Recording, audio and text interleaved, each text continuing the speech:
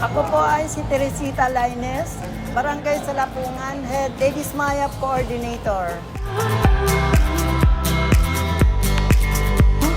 Nagpapasalamat po ako una sa Panginoon sa pagpapaganap po ng aming meat processing.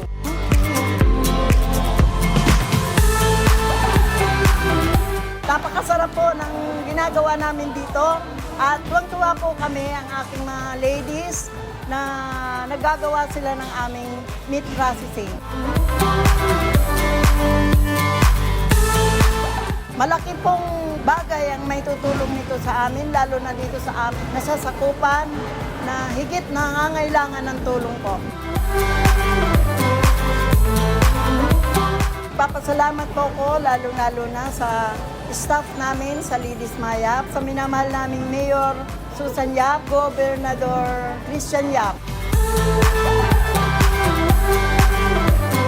Maraming salamat po.